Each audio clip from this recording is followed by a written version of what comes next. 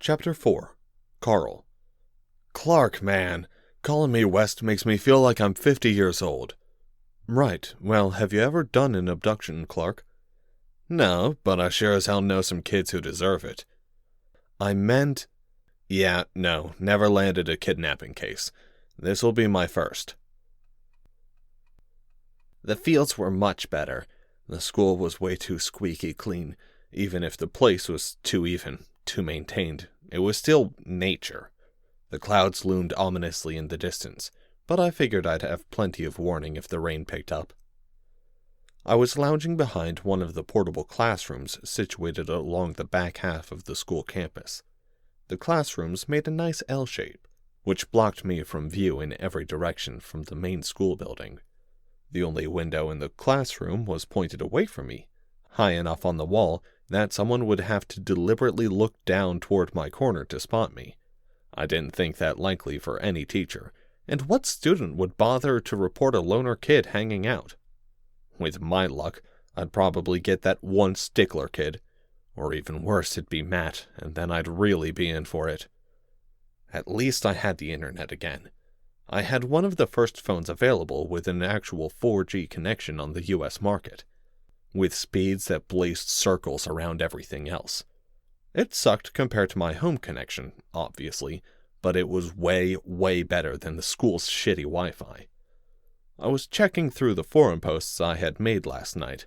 It was obsessive and unnecessary, as I well knew. I double-checked them this morning. Here I was, just an hour or two later, trying it again. I doubted I'd get any responses even by tonight. Most of these boards were sinking ships by now. At the same time, I had my private IRC logged in and running too. Kyle and a few others were signed on, as was Blake. That didn't mean anything, though. He always left himself logged in.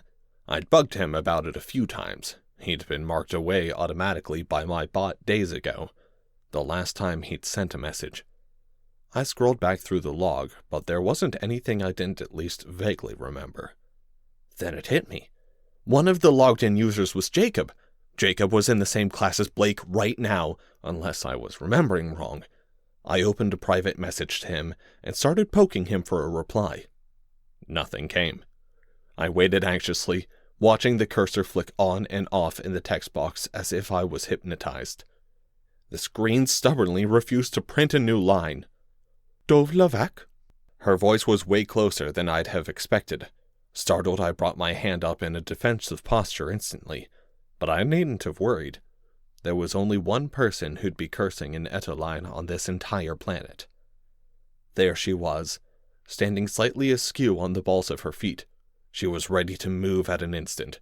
Her eyes were alert and the most beautiful shade of deep blue. If I closed my eyes, I could picture the first day I saw her, clad in handcrafted elven clothes and a quiver over her shoulder, stumbling her way through broken English like she'd just immigrated overseas. She could barely make herself understood, but at the same time, I could tell how graceful and powerful she was.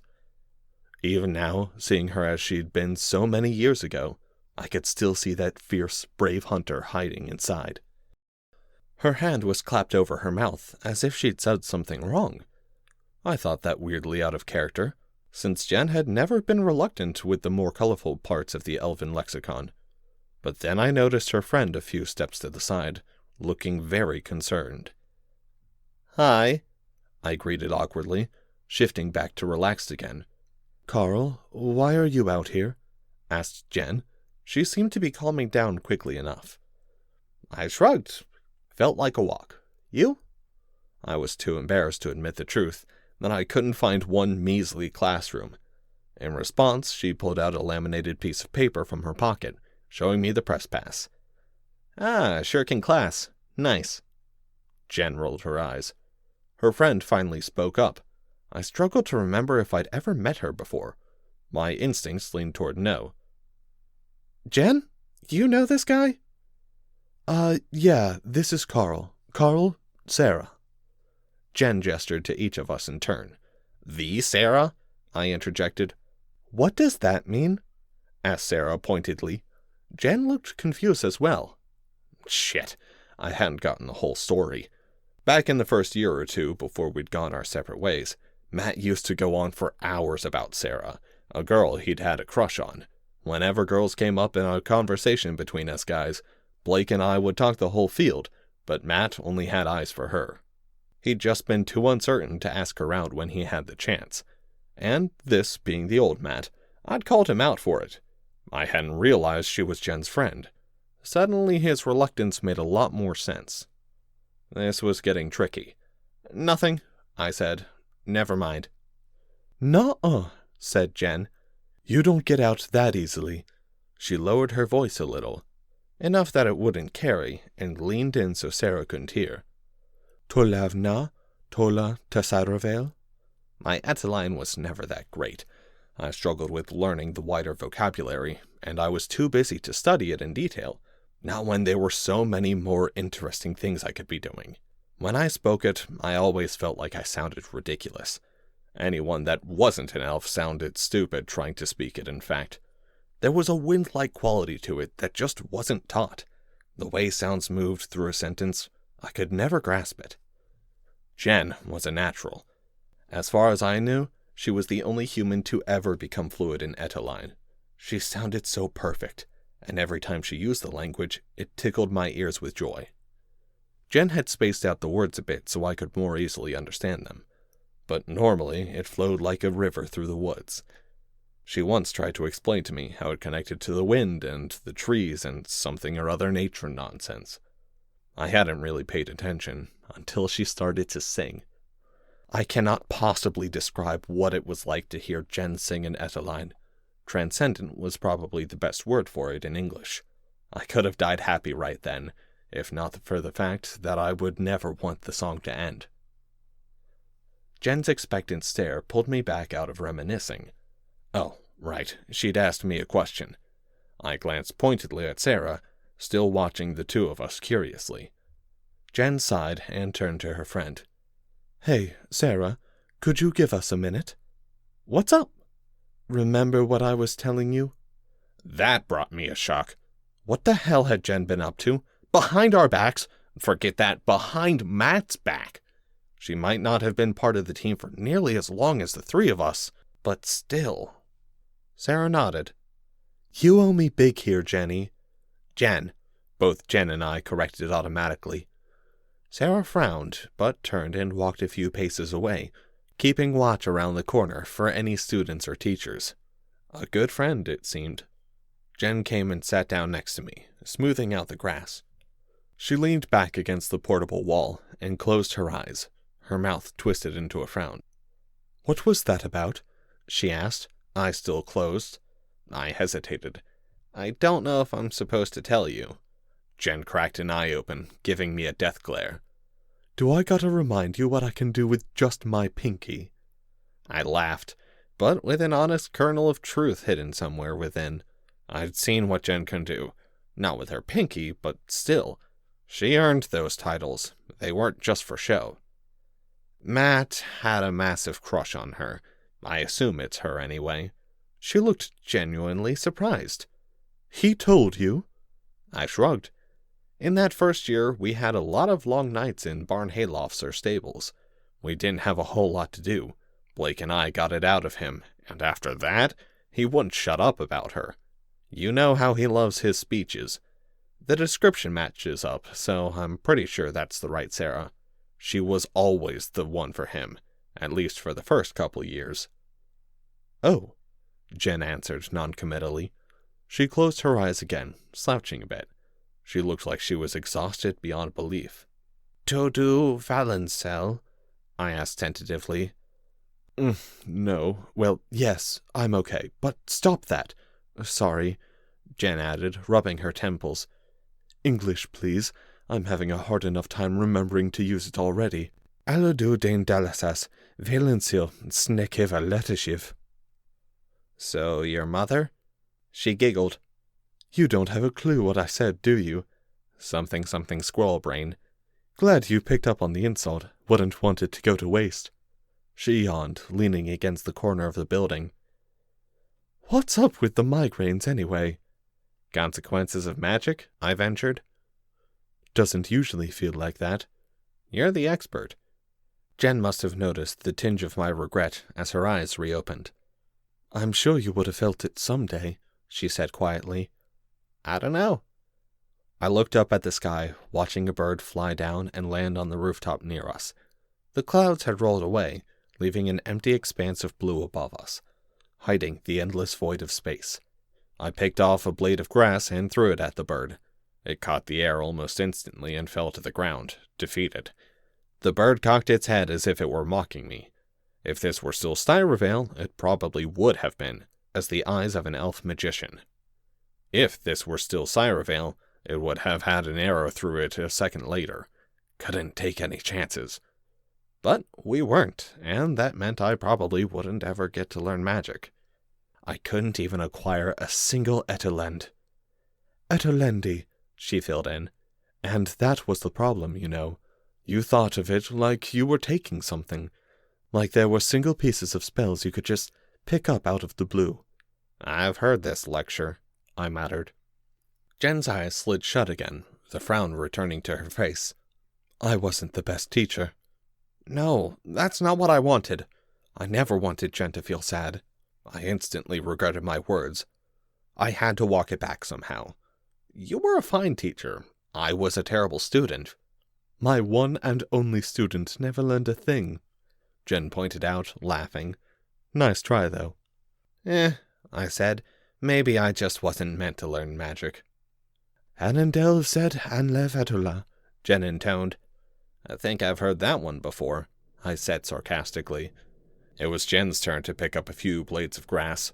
Hers found their way right into my face, of course, and right at the moment my mouth was open. I spluttered, spitting grass and dirt from my lips. Thanks, I barely heard her whisper, just above a gust of wind that rolled through. We sat silently for a few moments, just enjoying the sunlight and the light breeze. Jen opened her eyes again, glancing skyward. It's almost midday. Yeah, I agreed, looking up. It took me a moment to remember the significance. Right, your, what did you call it? Something else you can't pronounce. Jen smoothed out a patch of grass in front of her, then knelt on her knees. Do me a favor? Go away. Sorry, it'd normally be fine, but I'm exhausted, and I really need this right now. A little privacy would help me concentrate better. But I started to ask the obvious question, but Jen cut me off. No, I have no clue if it still works. I haven't had a chance to try it yet, obviously. Jen looked determined, anxious, a little annoyed. I was worried for her, but I had to step aside and let her work through it. Good or ill, she had to give her ritual a try. Before you do, I interrupted. She opened one eye, having begun to raise her arms to the starting position. Sarah's still here, you know? Oh! Jen looked like she'd honestly forgotten. I peered at her more closely, and realized just how debilitated she really was. Her eyes were reddened and drooping, and her entire posture seemed strained and subdued. Had she even slept last night? What did you tell her? Just that something happened, and that I couldn't say anything else. Jen bit her lip, opening both eyes to look at me. I sighed. Matt's gonna give you hell for that. I know, she said nervously. He'll understand, though, right? I didn't answer. Both Jen and I were thinking about the same event. Matt could be a pretty scary guy when his orders weren't followed. Yeah, he usually had the best plan, and sometimes it was necessary to shout his men down, but still, it was a far cry from the guy who just took everything for granted and never liked to get involved in anything serious. I'll go hang out with Sarah then, I added awkwardly after a few moments of silence. I stood up and walked away to join Sarah, who was leaning against the far corner of the portable. She had been watching kids running around the track for gym class, eyes glazed over. Sarah was a pretty good-looking girl. Tall, blonde, all the right curves. I could see why Matt obsessed over her for so long. She'd been the only girl in his life before we'd left, to hear him tell it. Kinda strange I'd never met or seen her once, though. His little sister's best friend, too, so I assumed. A weird relationship, in my opinion. But who was I to judge, especially after some of the relationships I'd had? Yeah, Matt was free to love whomever he liked. Not my business. You just gonna stare all day? Asked Sarah, still watching the track. I gulped. How'd she notice me? Was I really that bad at moving around now? Even outside, on rough ground, I should have been able to sneak up on a lone, ordinary teenager. This was just sad. Sorry? I pointedly stopped next to her and watched the track as well. As far as I could tell, nothing interesting was happening down there. Sarah seemed to agree at the same moment I did, as we both turned around to look back at Jen. What's she doing? She asked, stupefied. Just stay here and don't talk too loud, okay? I touched her arm slightly as she started to walk back toward Jen. She stopped, twisting around to look at me strangely. Did I do something wrong? I let go immediately, and she returned to leaning against the portable without comment. I couldn't fault her curiosity. Jen was currently sitting on her feet, knees pressed into the grass. Her arms weaved a curious dance around her entire body, regularly tapping specific points. There was no apparent pattern, but there was an elegance to how her hands moved through the air. Her mouth kept uttering short phrases, bursts of Eteline I couldn't make out from this far away. In one of the few times I'd persuaded her to explain in more detail, she described it as something like meditation. I knew it had something to do with her magic, but beyond that, I was clueless. I had to admit, from an outsider's perspective, it definitely looked weird. But seriously, asked Sarah much more quietly, what's she doing? She's concentrating. It was as close to an explanation as I was willing to offer right then. Sarah raised an eyebrow. Are you guys all on drugs or something? God, no. Never touch them. Waste of my brain, I snapped, a bit more harsh than I'd intended. But it was a sticking point for me after a certain incident in the Silkadir market. Geez, sorry, forget I asked. Sarah turned back to watch Jen. Sorry, I added. I'm having a weird day. Sarah sighed. You and her both. It's like she got replaced with an alien overnight. But she still knows me, and she's definitely still my best friend. I still love her to death. She shook her head. Why am I telling you this?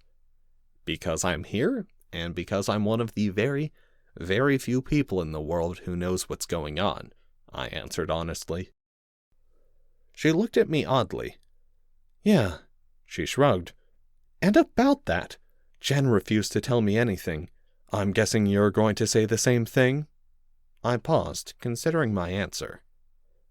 It's not my place to tell you. What kind of crappy non-answer is that? She snapped. She was fiery. I could see why they liked her. Well, Jen at least. Old Matt probably liked that, but I wasn't so sure he'd feel the same way anymore. Okay, I conceded. I could tell you, but Jen could tell you more and do a better job at it too. And there's a lot more of it I don't know, and some of it I'm not sure she'd want anyone to know. And besides that, we're not the only two people involved. Matt too, right? My eyes widened a little. She told you. Not exactly, but close enough, though. Sarah frowned. Look, I can keep secrets. Jen. God damn it! Okay, Jen knows that about me. So take the time you guys need, Sarah continued. But remember, you've got friends, right? Right. Okay then. Sarah brightened up a little. So, what's up with whatever is going on over there? She gestured vaguely toward Jen, who had sped up by now to the third stage. Again, Jen's business. No fun at all, she sighed. Your name's Carl, right? Yeah? Sarah. She extended a hand.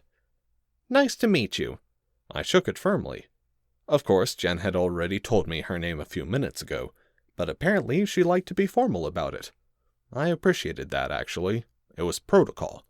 It reminded me of the court and all the nobles I needed to get back to playing off each other. Greetings done with, we both turned to watch Jen's ritual continue. It should have only taken a few minutes to complete, but she was still going. That meant something was wrong. I took a few steps toward her. Instantly, her eyes flew open, her hands dropping to her sides.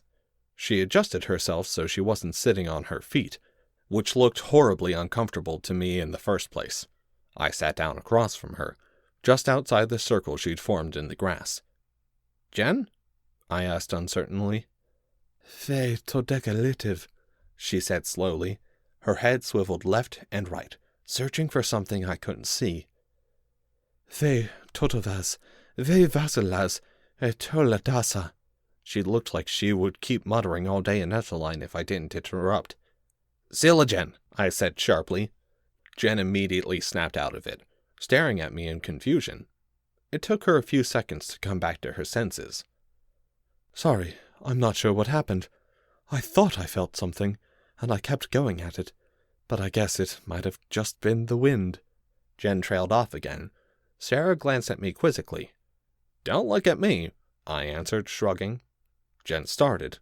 She looked like she'd forgotten we were there again. "Hi, sorry." "Hi yourself," said Sarah. "You back from Cloudland?"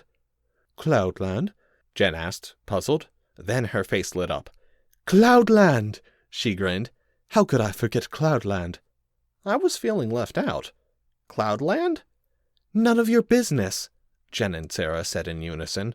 It sounded rehearsed, like they'd said it 1,000 times. Clearly an inside joke I wasn't ever going to get. Whatever. So long as Jen wasn't so mopey, I could live with that. I hated seeing her like that. "Class has got to be almost over, right?" asked Jen with a sidelong glance toward the main school building. I pulled out my phone to check the time. Nope, plenty of time left. Jen was looking at my phone with an odd expression. I had no idea what she was intending, and that worried me a bit. I didn't understand half of what she said, but I usually knew what she was going to do when we were out in the field. "What?" "Can I borrow that?" "My phone?" "It can go on the—" Jen's face contorted in frustration. "Internet?" "Yeah." Her face flushed in embarrassment again. Is it horrible of me to say that I found it cute? She was so clearly struggling, yet I found it endearing, and I was happy to help her. Did it make me a horrible person, enjoying someone in discomfort solely for the fact that I was one of the very few people who could help? While I was getting introspective, Jen was getting impatient. She snatched my phone from my hand. "Hey!" "Calm down, Kapara Basal," Jen snapped. "I just need a minute." She scurried back into the corner, scrolling through menus. I was deathly curious what was so urgent. "What are you doing?" "Don't worry about it." She started to type something. I resigned myself to finding out later. I doubted she remembered how to clear browser history, or that it even tracked browser history. Sarah seemed to have given up on understanding entirely.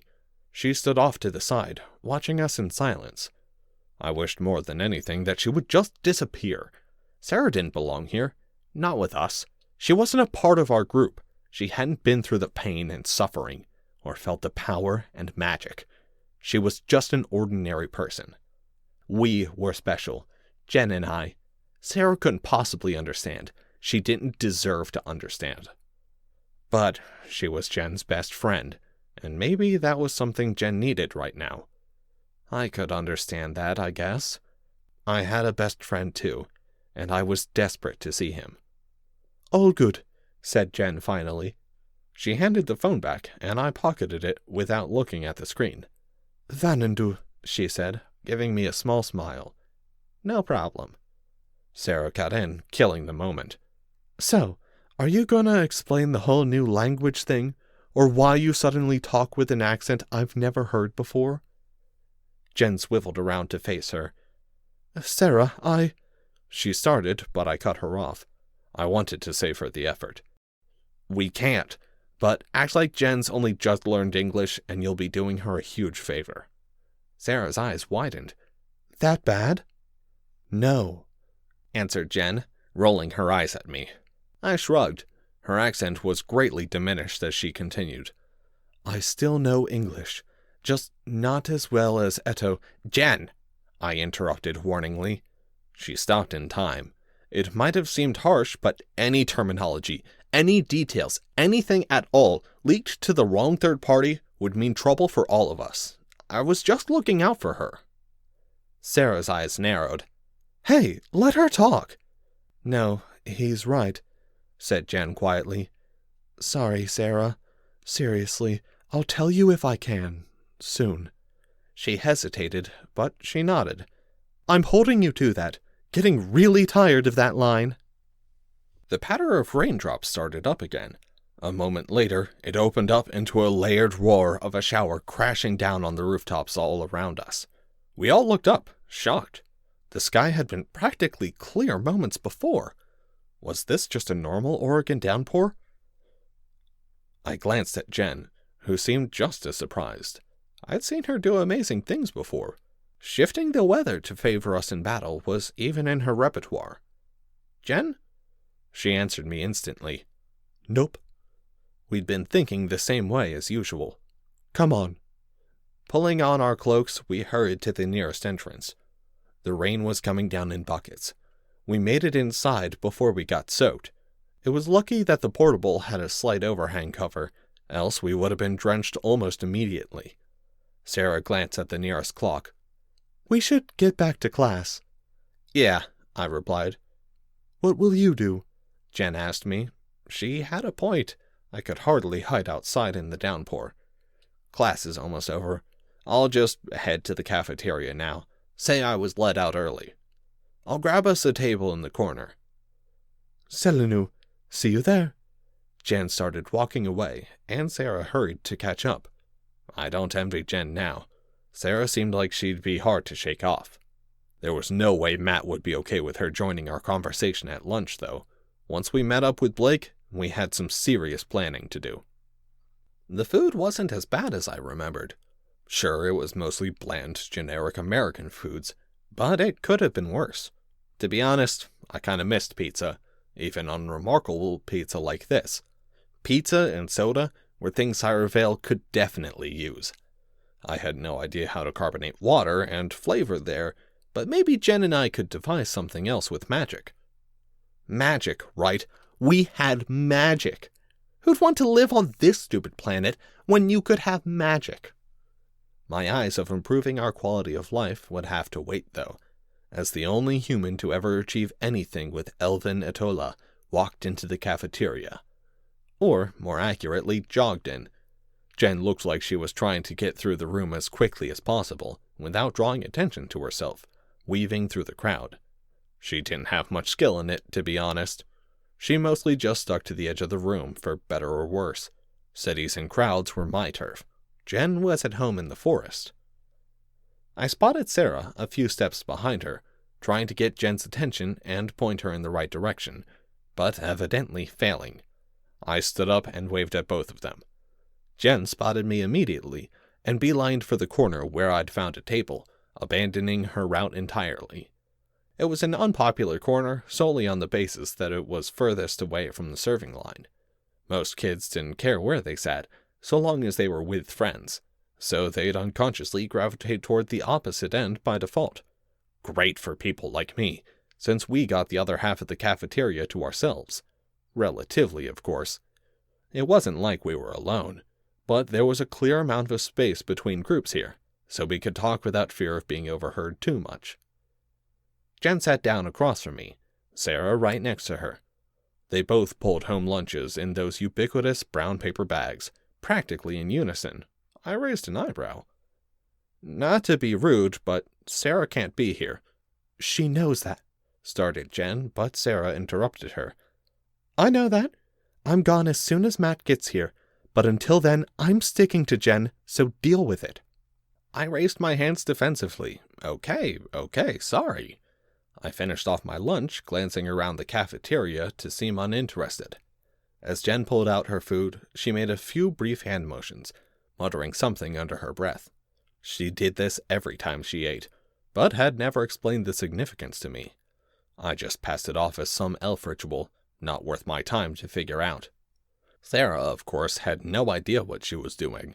After a few dumbstruck moments that Jen failed to notice, she returned to her own lunch. Jen took a bite out of her sandwich, frowning, but kept eating it regardless. Her face just fell a little. I was worried. Jen was slipping further and further from the strong girl I'd known. I didn't want to lose that unique beauty, that confident and fearless warrior. But what was I supposed to do to help her? Jen and Sarah ate in silence, Sarah still throwing the occasional concerned look Jen's way. I wondered what that was about. Had something happened between us separating and meeting up here? Or was that just Sarah's continued nosy intrusions? God, I'd wish she'd just go away now. Something else to ask Jen about later, I suppose. I didn't have time now, because Matt was walking towards us. Alone. It took every ounce of my self-control I could muster not to rush him down right then and there. Questions exploded in my mind one by one like fireballs. Where was Blake? Why wasn't Matt with him? Why had Matt left Blake behind? What was I supposed to do now? I only vaguely heard Sarah make up some sort of excuse to Matt and quickly disappear. He sat down in her place and pulled out his own lunch, identical to Jen's. Matt asked me something, but I didn't hear it. I couldn't hear anything. The noise of the room had built up to a dull roar, a rushing sound that threatened to overwhelm me completely. A sharp kick to my shin. I spluttered back into existence. What the hell was that for? I snapped. Stay focused, Matt answered firmly. We need to talk. No kidding, said Jen mildly. Carl, you with us now? I glared at Matt. The kick was completely uncalled for. I could still feel it on my leg. Yeah, I'm here, so talk. Matt frowned. Carl, if we're going to do this. Jen cut in. No, we're not. Carl, say de veld, and let Matt talk. Selinu? English, Jen. Damn it! Jen slapped herself in the face lightly. Sorry, Matt. It's okay. Has it been a problem? Kinda, she answered with a remarkably straight face. She didn't want him to worry. No way was she going to let him know the full extent of trouble she'd been having all day. She and I would keep that secret. Mom thinks I'm taking a foreign language now, but other than that, she trailed off. Well, good enough. Matt sighed. She ate the scrambled eggs, right? Eggs! Jen exclaimed, sitting up rigid. Embarrassment flooded her face, and she relaxed a second later, eating her food with a guilty look. I asked, genuinely confused. Matt grinned. She couldn't remember the name for eggs, he explained. Jen picked up a grape and threw it at him. He ducked it easily. Sildavaka, she muttered, but a smile crossed her face as well.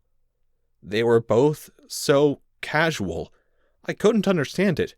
We had way more pressing things here. Life and death things. I dropped my fist in the middle of the table. A bit louder than I meant to, but I didn't make excuses. They both fell silent. Kind of dramatic, Carl, said Matt. The words were joking, but his tone was icy. I didn't care, though. I was fed up. Blake, I snapped. I haven't seen him, Matt replied, in the same infuriatingly calm voice he'd been using all day. He put up his hand before I could answer. Doesn't necessarily mean anything. Could be he just didn't come in today. You know he skips morning classes all the time. Our first 2 periods are pretty worthless. I called this morning, though, and I didn't get anything, I said slowly. Not even his parents? No, but that's not surprising. They're never home in the morning. His dad's already gone, and Adela's shift doesn't end till 9. Maybe there was still hope. I couldn't consider the alternative. Not yet. He would come in today of all days, though, said Jen. Matt nodded. Yeah, he would. Which leads to the other possibility. Don't say it, I said.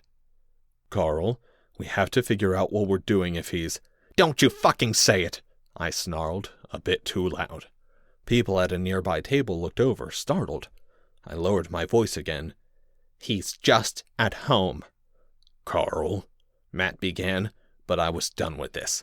I stood up and walked away, taking my tray and tossing it into the nearest trash can. Some busybody started in on me about recycling and about how the tray shouldn't be trashed and some other crap. I walked straight through them and out the door. My best friend was alive. He had to be.